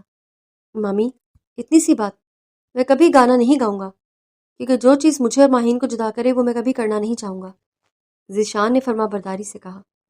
مجھے فخر ہے تم پر بیٹا، کہ تم نے میری بات سنی، اسے مان بھی لیا۔ یقین کرو اس میں تم دونوں کی بھلائی ہے۔ سعدیہ بیگم نے اسے سر پر شفقت کے انداز میں ہاتھ رکھ کر کہا۔ ان کو فخر محسوس ہوا کہ ایسا داماد پا کر، اور پھر وقت نے ثابت کیا کہ کس طرح ہر معاملے میں وہ ماہین کے ساتھ کھڑا رہا۔ ماہین نے جتنا جلدی کامیابی کی منزلیں طے کیں، وہ سب شانی کے ساتھ کا ہی نتیجہ تھا۔ اگر شوہر ساتھ ہو تو پھر سسرال تو ویسے بھی خود بخود ساتھ ہو جاتی ہے۔ سعدیہ بیگم کھل کے ماہین کی ہر کامیابی کا کریڈٹ ذیشان کو دیتی آئی تھی، اور ذیشان اسے کسی میڈل کی طرح وصول کرتا تھا، اور ماہین مسکراتی رہتی، کیونکہ حقیقت بھی یہی تھی۔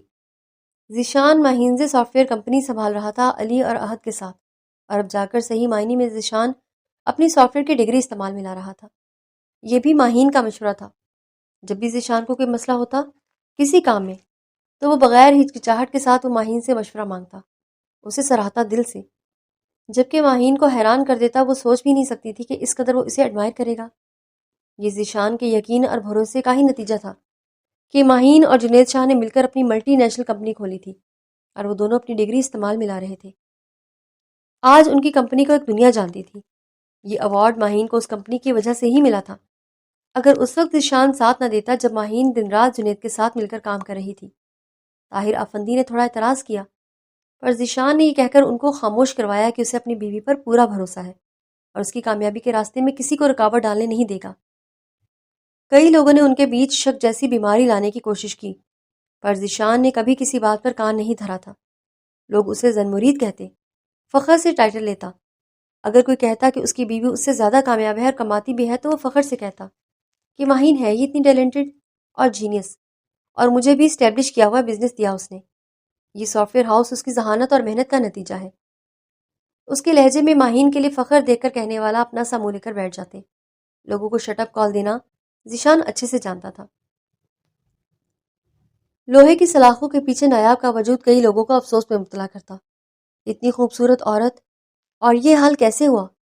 اکثر جو ڈاکٹر یا نرس دیکھتے افسوس ضرور کرتے تھے۔ اگر کوئی بات کرتا تو بس ایک ہی رٹ ہوتی، میرے قریب مت آؤ، میں مار دوں گی، میں نے چاہت کو مار دیا، میری وجہ سے میرا بیٹا مر گیا، میں مار دوں گی، میں مار دوں گی۔ پھر خود کو نقصان پہنچانے لگتی یا کبھی سامنے والے کو یا کبھی اپنا سر دیوار سے پٹکنے لگتی۔ نایاب کو اسپیشل سیل میں رکھا گیا تھا، اسے کھلا چھوڑنا منع تھا کیونکہ وہ ایکسٹریم لیول پر پاگل تھی۔ نایاب کی بہن اس سے ملنے کو آئی تھی، بار بار اپنی پہچان بتاتی اور وہ وہی رٹے رٹائے جملے بول کر اسے رونے پر مجبور کر دی۔ میں بہت بری سائیکیٹرسٹ تھی، اگر اچھی سائیکیٹرسٹ ہوتی تو تم کو منافقت کرنے کے بجائے سچائی ایکسیپٹ کرواتی اور تم خوش ہوتی اپنے شوہر اور بچوں کے ساتھ۔ میں نے ظلم کیا تمہارے ساتھ، میں اچھی بہن نہ بن سکی نہ اچھی ڈاکٹر، بہت غلط کیا میں نے تمہارے ساتھ۔ کاش میں نے تم میں اتنا زہر نہ بھرا ہوتا تو آج اتنا کچھ نہ ہوتا تمہارے ساتھ۔ تم نے اپنا بیٹا کھو دیا، کاش میں نے تمہارے دل میں اللہ کا خوف ہی ڈال دیتی تو تم نہ مارتی دانش اور ماہین کی بیٹی کو۔ تمہیں خود غرض بنانے میں میرا ہی ہاتھ تھا میری بہن، میں ہوں تمہاری گناہ گار۔ ظالم، مجھے معاف کر دو، مجھے معاف کر دو۔ وہ رو رہی تھی سسک کر، جبکہ نایاب چیخ رہی تھی، چلا رہی تھی۔ آخرکار نرسوں کو اسے روانہ کرنا پڑا کیونکہ اس کے آنے سے نایاب کو شدید دورہ پڑ چکا تھا۔ وہ پاگل خانے سے باہر نکل آئی، اس میں ہمت نہ تھی کسی کو بتا پاتی کہ وہ سائیکیٹرسٹ ہے۔ شاید اب تاعمر کبھی پریکٹس نہ کر پائے کیونکہ اپنا اعتماد وہ کھو چکی تھی۔ نایاب، جس ماہین کو ہم تباہ کرنا چاہتے تھے، کاش میں تم کو دکھا پاتی وہ تمہارے تنویر کو ماں باپ کا پیار دے رہی ہے۔ تم نے اس کی اولاد کو قتل کیا، وہ تمہارے بیٹے کو دنیا سے بچا کر اپنی ممتا کی چھاؤں میں رکھ کر بیٹھی ہے۔ وہ بہت اچھی ہے نایاب، وہ بہت اعلیٰ ظرف ہے، اور ہمیں ہماری کم ظرفی لے ڈوبی نایاب۔ تم پاگل خانے میں بیٹھ کر اپنی سزا کاٹ رہی ہو اور مجھے میرا ضمیر روز نئی سزا سناتا ہے، مجھے ذہنی اذیت دیتا ہے۔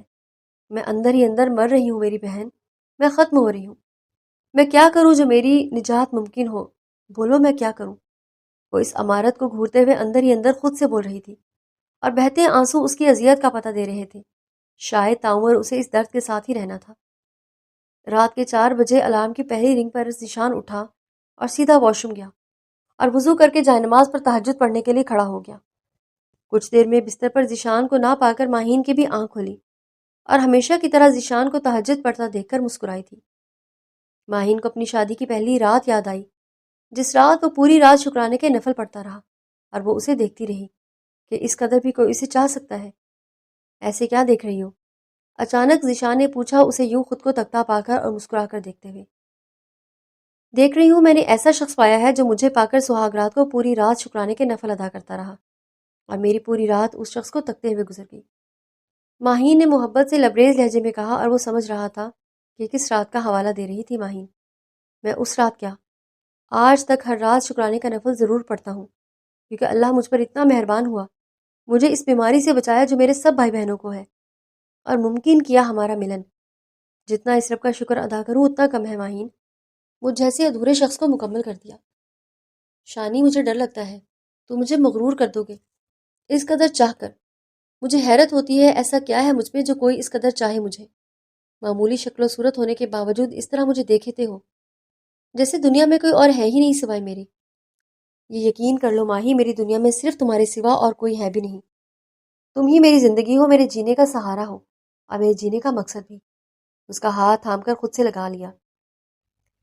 کچھ دیر یوں ہی اسے وہ خود میں بھینچ کر رکھا تھا، کچھ دیر یوں ہی اسے وہ خود میں بھینچ کر رکھا جب تبھی ماہین بولی، باقی رومانس بعد میں کیونکہ میں تہجد چلی جائے گی اور مجھے بھی شکرانے کے نفل پڑھنے ہیں۔ ذیشان نے اس کی بات پر بے ساختہ مسکرایا اور اس کے ماتھے پر ہونٹ رکھے اور پھر بولا، جاؤ پڑھ لو۔ مسکرا کر اسے اپنی گرفت سے آزاد کر گیا۔ وہ جلدی سے واش روم کی طرف بڑھی کیونکہ وقت کم بچا تھا تہجد کا۔ وہ اپنے رب کا جتنا شکر ادا کرتی اتنا کم تھا، جس نے اسے شانی کی محبت عطا کی، جو ناممکن لگتا تھا ممکن کر دیا تھا۔ تو پھر تم اپنے پروردگار کی کون کون سی نعمتوں کو جھٹلاؤ گے؟ چلو گڑیا، اتنا بارش میں نہیں نہاتے، بیمار پڑ جاؤ گی۔ 16 سالہ تنویر نے 10 سالہ حرین سے کہا۔ آپ جائیں تنویر، میں آ جاؤں گی، وہ مدبو سور کر بولی۔ تنویر حیران تھا اس کے تنویر کہنے پر۔